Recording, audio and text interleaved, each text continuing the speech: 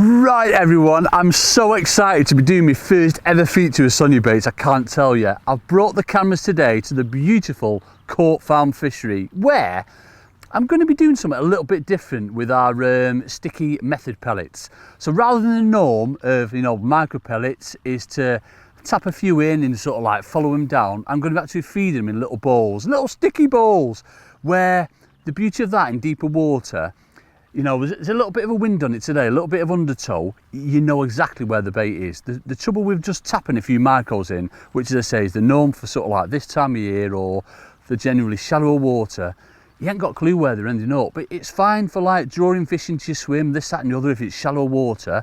But when it's in deeper water, you can't be certain that the bait you've tapped in is going to be where you're fishing. So that's what we're going to be doing today. Join me now and I'll show you how I prepare them. It's dead easy, isn't it? Yeah! Okay, preparation time then. It's dead easy. Nothing complicated whatsoever.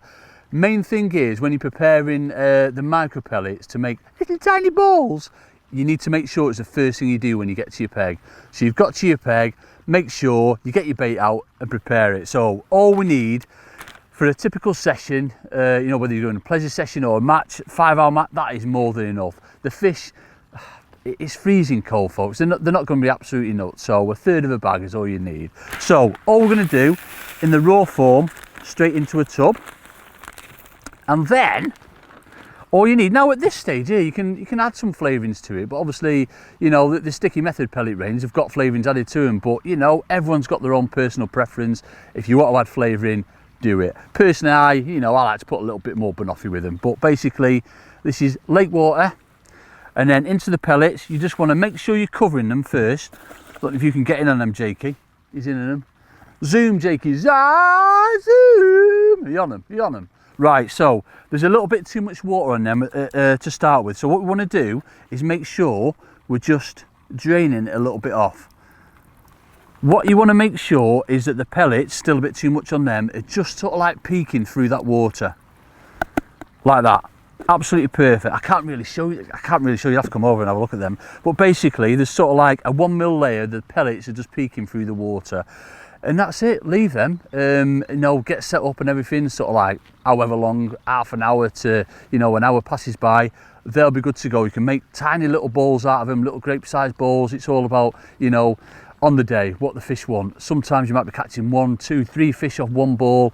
Other times you might need to feed a ball every go in if they're having it a little bit. In conjunction with the micros, basically you fish what you want over them. But today, obviously, I'm just targeting the carp. I don't want to be getting mired with silverfish, not unless the great big slimy poppadomery breams, I don't mind them, but I just want to be targeting the carp. So I've got some 4 mil pro expanders in there and we've just got some corn. And that's pretty much it, simple days fishing and you can compete with the best of them with that bait. It's an awesome way of fishing, really precise, really accurate, and you're not missing out on anything. Let's go and catch some fishes now, you lovely lot. Wah! So that's the bait prepared. I can't wait to go and snare some of these immaculate looking carp. I just want to quickly go through what rig we're going to use today though. Dead simple. So first things first, we've got a pole mounted pot on for our little ball of micros, which I'll come to in a sec. We're using single 9s Duraslip. Should cope with everything this time of year, with them carps. It's not gone proper warm yet, so they're still not properly woken up. 0.16 AccuPower mainline. As always, I've got 2 number 8s back shots, roughly sort of 6 inches above my float. Float wise, it's 412s F1 maggot, nice and stable and that carbon stem body, so we can follow them shots down. And I'm using my favourite shotting pattern in the whole wide world at the minute. So basically, it's a tapered shotting. The reason for that is, this time of year, them fish love to sort of like hang back off the bottom and follow your bait down. If there's a pile of bait down there, it's positive enough that you're going to see them bites as well, but obviously it's sensitive enough that when you're laying the rig in, holding a tight line, that bait's going to come through lovely and slow. Basically, hook length, yes, I'm using one straight out of the packet. I've got a 6 inches 18 SFL hook on, and then just above that we've got a single number 10, and then what we're saying that is sort of 4 inches above that another number 10, and then the distance just reduces a little bit. 3 inches, another number 10, sort of 2.5 inches, another number 10, and then it's going a little bit narrower again to a number 9, and then 2 number 9s and just a number 11, just to bring that float right down. I've got a tiny little bit of grease on the bristle as well. So that's the rig, nice and simple. Let me show you how we're going to feed these pellets. So the pellets are prepared now. It's been sort of half an hour, 40 minutes, and now what we can do is make little tiny babby grape sized balls out. I mean, it's one of them, obviously, if the fish were really responding well, I'd just make a bigger ball. But this is what I want to get across, the beauty of feeding the micos in this way. Put them in your little pot, ship out to where you're fishing, tip them over. That's going straight down to the bottom.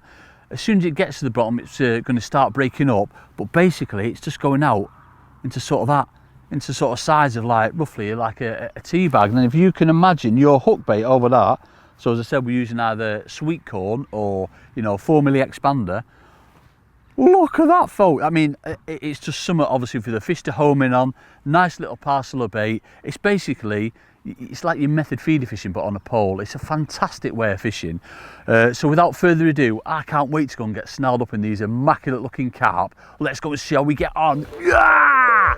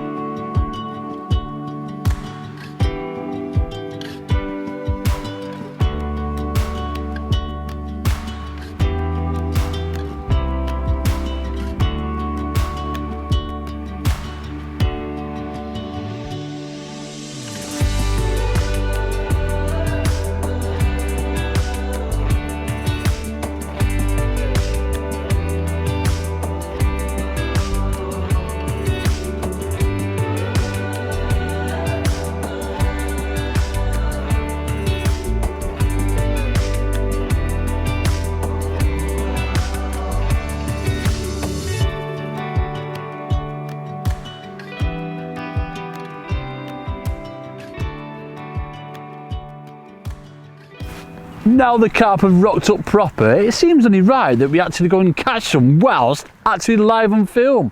By far the best thing to do today has been, I've got 2 swims on the go basically. Best thing to do is to go and feed one with a little ball, come back, bait up again, and then go and fish and feed the other one. Fish are coming within sort of like, I'm going to say 3 to 5 minutes of fish have been coming in. It's lovely fishing.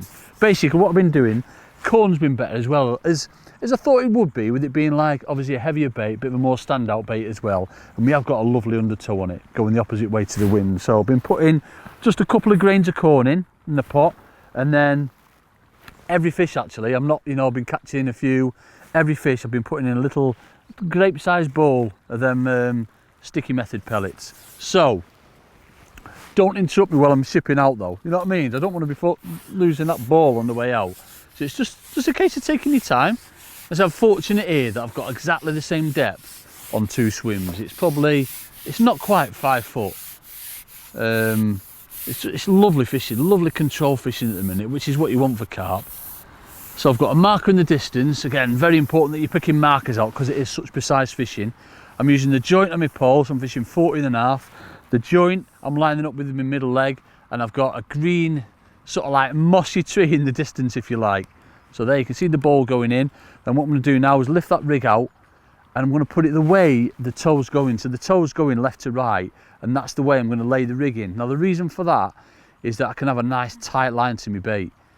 Occasionally you might catch letting the rig go through, but it's just all about experimenting on the day. As I said, the fish have been right over that ball of feed and holding back hard. I've been experimenting, lifting and dropping as you would do anyway. It's natural, when you're fishing, you've got to experiment first. But most of the fish have been held back hard over the little ball of feed. The other thing as well that's been working really well is obviously once caught a fish off one swim, I'm going and feeding it, and then going on the opposite one if you like. So I've just caught one off the swim directly in front of me. I've gone in and fed it, and I thought, come on, let's show you lovely lot how we get on. So it's in real time now. Obviously we've just put that little ball in, a couple of grains of corn, and they have got their heads down now, to be fair, them carp. Not seen really much moving, to be fair, but then this last sort of 45 minutes, you know, things have proper started to happen. We've had a few fish, we've missed I've not missed a bite. Okay, it's just been a line bite. I don't miss proper bites. And we bumped one as well, so it's lovely fishing. So you see, if I let all resistance go there, that float's gonna want to sort of like trip through. So that's why it's so important with them back shots on, folks. I can't stress that enough. Keeping that tight line. So you can see the tight line I've got from the float to the back shots. And the other thing as well, which is very important, you know, me and Jamie bang on about it all the time, is a line distance pole tip to float. You don't want you don't want a short bit of line pole tip to float, especially, you know, if it's a bit gusty, a bit windy, because it's going to be moving your rig all over the place. You see, having quite a bit of line on pole tip to float, my pole can be doing what it wants over the top, but my float staying in exactly the same spot. The other reason as well is obviously if the water's fairly clear. It is fairly clear, the water today. It's probably, you can see 12 inches down. And that obviously coupled with the pole over the fish's head is, you know, again, it's potential to spook them. So we want to make sure that we're, you know, solving all of that, if you like. But yeah, no, it's been lovely, nice, steady fishing. You don't need it to be one every go in. It's not like, you know, so I've just seen like a little tiny bubble come up about 10-12 inches to the right of my float. Then that could be the oils. There we go. So I knew that fish was there then. If I was saying, like, I saw that little tiny dink come up 10 or 12 inches to the right of my float, and that's what happens with them sticky method pellets. They've got oils on them, and they'll actually start to sort of like, as they break down, the fish comes in and, you know, starts working through them. Then obviously it's sort of like disturbing, if you like, and then the oils come up, and obviously the biggest thing there is my hook bait. Wallop, he's on! Oh, how good's that? I said they were coming like 3 to 5 minutes. I reckon that was right on 3 minutes, that. But yeah, no, it's just a case of taking your time. Obviously we're on, as I said, 0.16, we're on 0.11 straight out of the packet hooks. Love it, absolutely love it. 6 inches, and it's that shotting pattern. You know, you saw how positive that bite was, even the shotting pattern. But it does two things. It allows that bait to come in nice and natural, but because we're using 10s as droppers, whereas I go on like 11s or even 12s for silvers, 10s as droppers, it's still quite positive, if you like. So that's why you can get away with it. So what I'll do now, after we get this fish in, I'll be straight on that, feed that with a little ball, and then I'll be going fishing that one. Will I feed it? Yes, I probably won't feed it actually. I'll go straight on it because I fed it not long ago. I only fed it like, well, 6 minutes ago, I suppose. Right, let's see how we can get in. The fish, I suppose they've been average sort of like £4, I'd say. We've had one nice and sort of £7 or £8. Nice mirror, but they're immaculate fish. Honestly, folks, they're absolutely stunning. This elastic and all this time of year, you know, it's the 9 Duraslip. It makes a massive difference, you know, using a lightish elastic. And me personally, I don't think I'll ever use hollows again. I can't see me going back to them, just because you can get the fish under control so much easier. As I say, with the hybrid properties. But yeah, certainly like going heavier elastic. It's one of them, obviously, you're hooking smaller fish, or, you know, if you're fishing lakes with skimmers in and things like that, or F1s, you don't want to be bumping them. So nice light elastic, it just does make a big difference. I don't think the fight as hard either. Obviously the fish are freezing, they're not going to be going nuts anyway, but it's just the fact of having a bit of an heavier elastic in. You're just putting a bit too much pressure on them, especially on a smallish hook as well, which we've got an 18s on. Waffling, aren't I? Can't help waffling, folks. You know what I'm like. I just love waffling. Right, let's get this fish in. Come on, you my beauty. So see, I've been keeping that pole nice and low. You know, what I don't ever want to do really is put that pole tip directly over the fish, because you're just putting too much pressure on them. And naturally they want to get down away from you. If it wants to go, just let him go out, and then you'll feel when the fish starts to come back towards you, that's when you can give it a big strip of elastic. And you're just pulling it to the side. I don't want to go right above them. Pull it to the side, and you'll actually feel sort of like a kick and then a bit of a lull, and that's when you can lift it up, but on an angle. See, I'm lifting it up on an angle. I'm not going directly above it, and you're bringing it up through the surface layers. If I went directly above that fish, it's just going to naturally go back down and fight against that pressure. Come on. Oh, it's another common. So it's been mirror, mirror, mirror, mirror, mirror, mirror, mirror, mirror, mirror, mirror, mirror, mirror. Common, common. Go on the commons. Or as I called them the other day, popular carp, and I got shouted at for it. Because them other blooming two, they said like popular don't mean common, but it does. It actually does. You know what I'm going on about. Nobody knows what I'm talking about. I just like waffling, don't I? But again, you know, take your time. Fish like these in matches, obviously if you're in silvers matches, you don't want to be catching carp. But this time of year in carp matches, just take your time. Every fish is vital. Don't want to be rushing them. And I must admit, they do fight a little bit harder than carp at other venues in here. I don't know whether the lake's spring fed, but they're such good condition. Absolutely stunners. Plus it's a popular carp and they fight harder than anything in the whole wide world in the air ever. Right, come on Andy. Stop waffling Andy, just get the blooming carp in. Oh, he's a nice one actually. Here we go, here we go, here we go. Yeah, go on the commons. Right, let me get him back and show you. Absolutely stunning, that's a good. I'm going to give myself £5 14 ounces for him. Oh, perfectly hooked in the top lip. Where are we having a picture? Where are we having a picture, Jakey? Over there? On that one, having a picture there.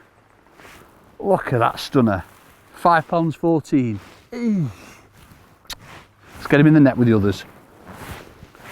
Nice and quick. So I reckon it's been, I'm going to say it's been sort of 8 minutes since I fed that swim.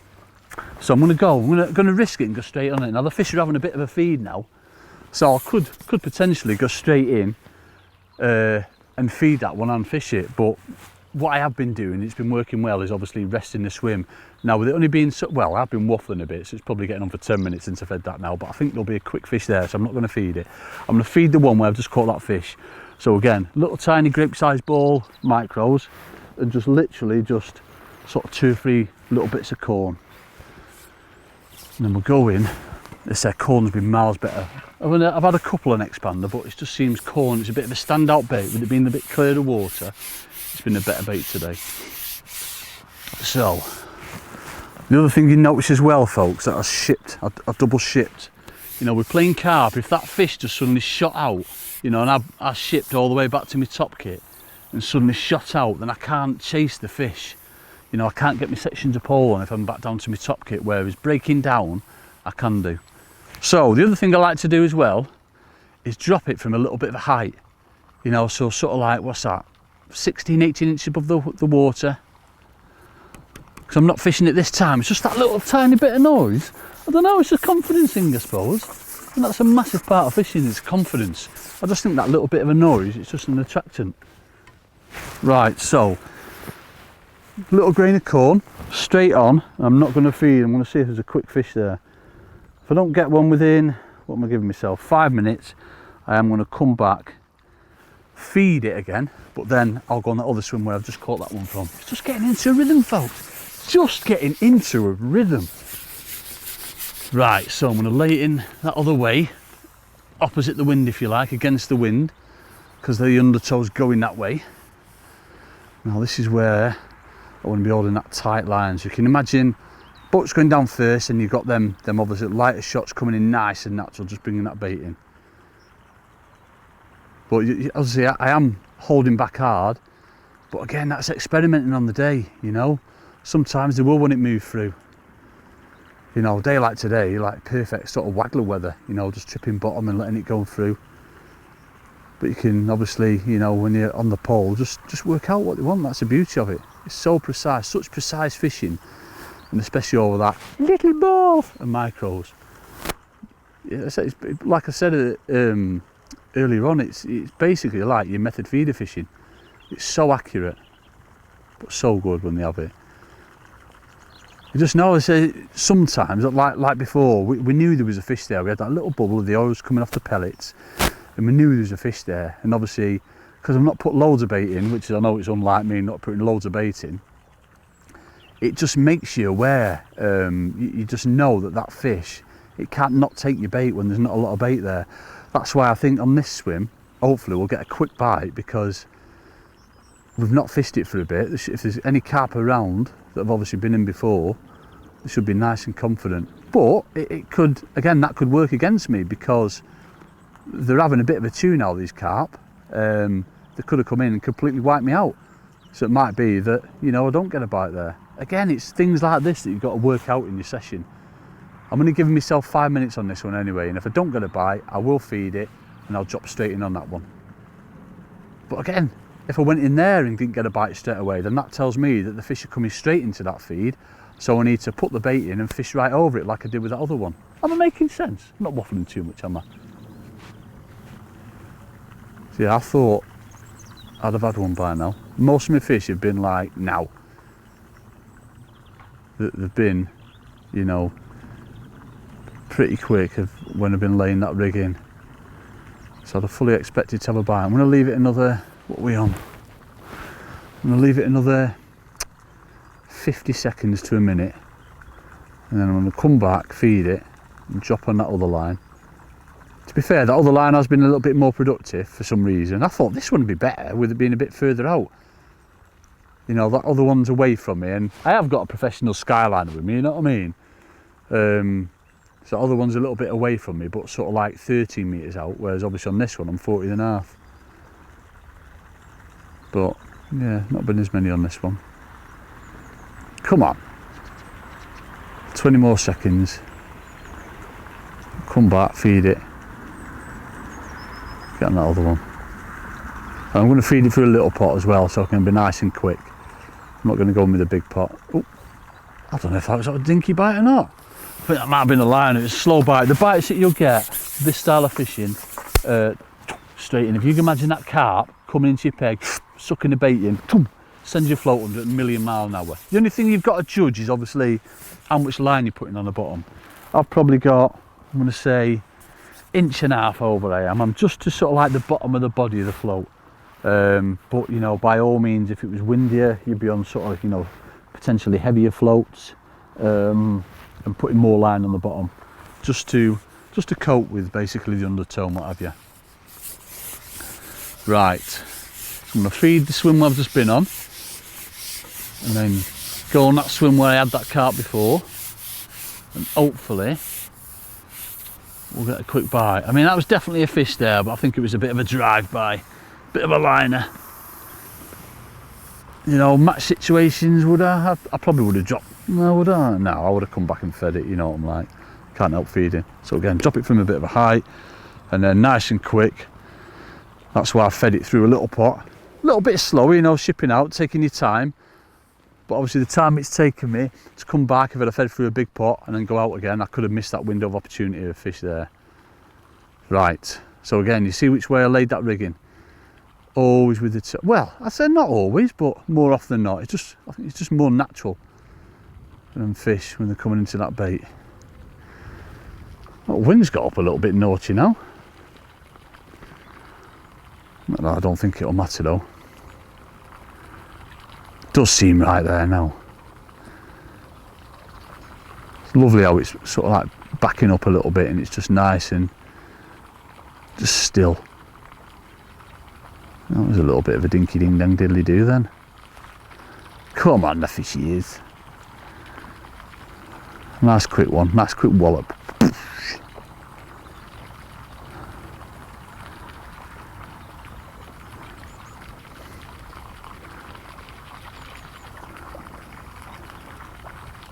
And obviously the thing with carp, bigger hook baits as well, you know, 6mm expander, something like that, you know, a real standout bait, or different coloured baits, whatever. There's no like right and wrong with it, it's just what you've got confidence in. Personally, I just love sort of 4mm expanders or corn for carp. Certainly this time of year, you know, obviously bigger baits when it warms up a little bit, but this time of year I don't think you can beat it. It's that little There we go. You see what I mean? So we left that, that's what, been sort of 6 minutes I suppose, but that's the beauty of it. So I'm fishing one swim, so what I'll do again is I'll go back, feed that swim, and then I know, obviously I've literally just put a little bit of bait in on this right hand swim, so what I can do is drop straight on it, and I'll definitely expect to fish nice and quick. So this is what I'm on about before, folks. Yeah, don't ship all the way back to your top kit. Break it down, and then if it is a little bit angry, a little bit wobbly, you can follow it out. Yeah, see what I mean? He's still a little bit angry. He's very angry. He's not very happy at all. He's coming back. I don't know why they're fighting so blooming hard. Must be spring fed or something. Yeah, what were we on about before? Because I like waffling. What were we before? Yeah, so I've just fed that one right in front of me. So he's been in, what, 3 minutes now probably? So there's every chance when I drop back in on that one, it'll be a nice quick fish there. But before I do that, I'm going to go and feed that one for a little pot, not the big pot, so I can drop straight in on that other line. Don't think it needs a feed. But again, the fish will tell you. You know, if we don't get a bite and they think, you know, because these big, they're pretty decent fish. You know what I mean? They're going to take some bait. We're not putting loads in. But it's just nice, clean fishing. Oh, he's going. We need to follow him out. This is why you break down twice. There we go. Oh, that was lucky then, folks. That's that blooming horse behind me as well. That's why, in one there, where you break down twice on carps, he was not very happy. He's not very happy. That's the beauty of this elastic though. It's proper stretchy. I love it. Bring that back a little bit. You see, I'm keeping everything nice and low. So I'm going to put it right down to the bottom now and make that fish change direction. So he'll come back towards me. See, he's coming back towards me now. Works a lot, that, for carp. I think this might be a bit of a portion, this one. I think it might be a little bit of a unit, this one, you lovely lot. Not very blooming happy. When he shakes his head, he's pulling my arm out of the socket. Blooming heck. Might be a big one. Definitely in the mouth. Oh yeah, it's a big one. This needs to be in the keep net all on its own. I think he's trying to get under that blooming platform and all. Here we go. Come on then. Come on. Take my time with this one. Unit.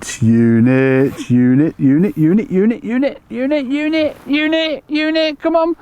Whoa, come on, the fishies. Oh, I think it might be another popular carp. Go on. Oh.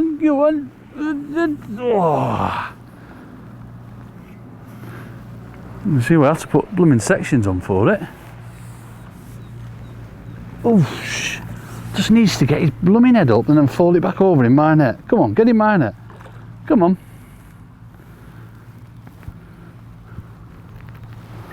Let's come this way with him then. Let's change the angle. He wasn't happy that way. Let's come back this way. So you see, I'm constantly changing them angles, trying to bring him up through the surface columns of that water.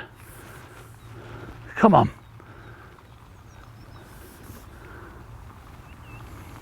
He's a nice fish. Stop waffling now, folks, I know.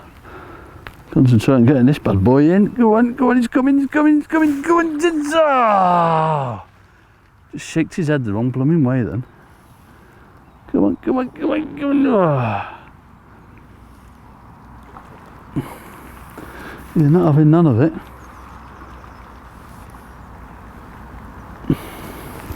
Come on. Oh, I don't want to stab at him. If I was in a match, I'd have probably stabbed at him then. I don't want to stab at him.